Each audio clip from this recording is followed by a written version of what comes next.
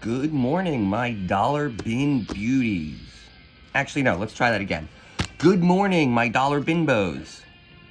Good morning, my bin baby. No, I got nothing. Dollar bin beauties fine? I'm gonna go with dollar bin beauties. Dollar binbos sounds good, like we're bimbos for, I don't know, I got nothing.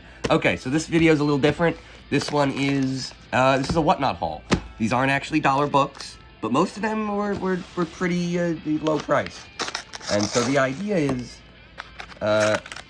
these all came from one of the best collectible dealers that I've ever met.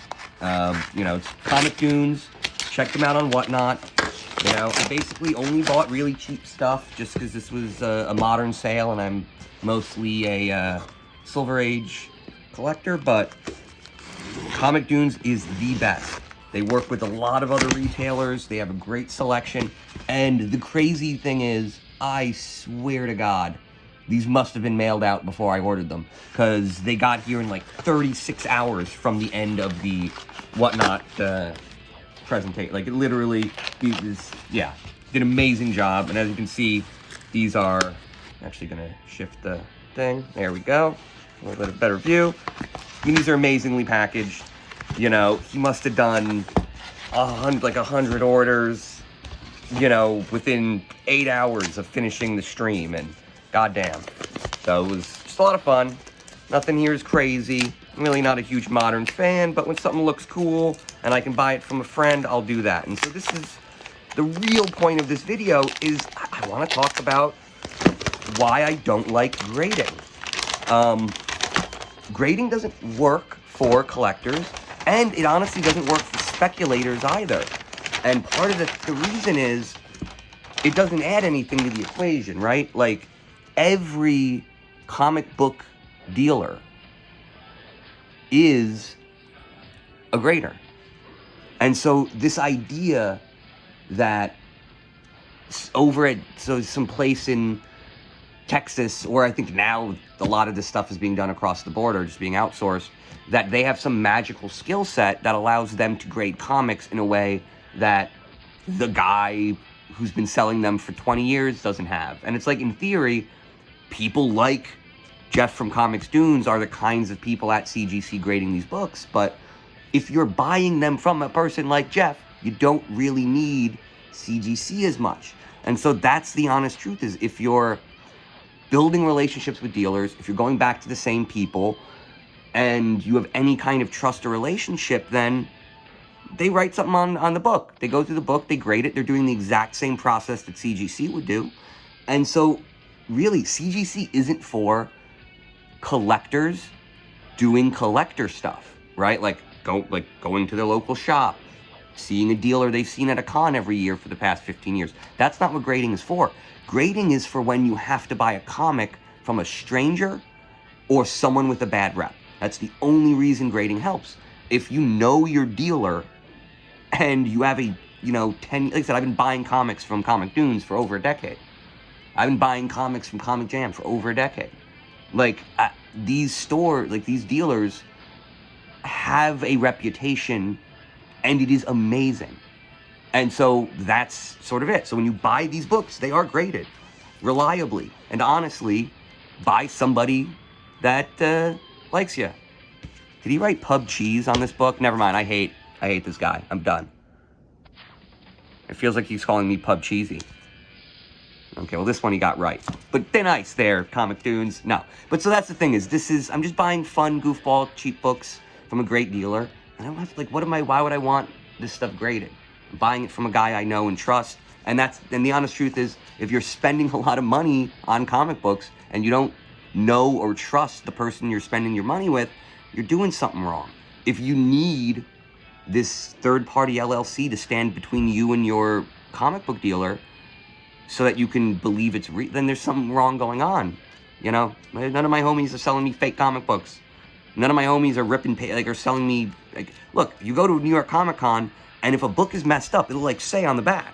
Like, literally, most of the deals will just say, the centerfold ripped out, missing a staple, blah, blah, blah. Like, they're all accurately graded. You know, every dealer will give you the grading notes. They'll just say them, and you'll have to remember it, you know, but that's the real world. rather than paying, you know, a 20% premium for a graded copy. It just doesn't make sense. So here we are. We got some really fun modern nonsense. By the way, I don't know what any of this stuff is for the most part, because I don't know anything modern. But cool ass Kang. I'm always down with Kang, with the side of Kang, and a little bit of Kang, and I'm guessing Kang? I wouldn't know. There we go. Oh look, another Kang with maybe other Kangs. Lady Kang, Bug Kang, Old Bug Kang. I don't know. Eyeballs, that's cool. Whatever. I just thought these were cool. Now this one I actually like. I mean, this is it. Shout out to the greats. One of the real ones, Bart Simpson, the first agitator. There you go. I swear he wrote Pub Cheese on the first one. Okay, but yeah, this is just a fun story, and I just don't understand how I didn't have an issue. Yeah, a copy of this one yet. There we go. Okay, Transformers. I honestly think this was just like a $1 or $2 fine, like, you know, pull, so how can I not? You know, and that's it. This is just fun nonsense. This is 80s, right? I want to say this goes back to the 80s. Ooh, look at this. This is from the Peter collection. I love this. I swear, I know it sucks. I know it fucks up the grade, but every once in a while, it's kind of fun that somebody writes something goofy on a cover.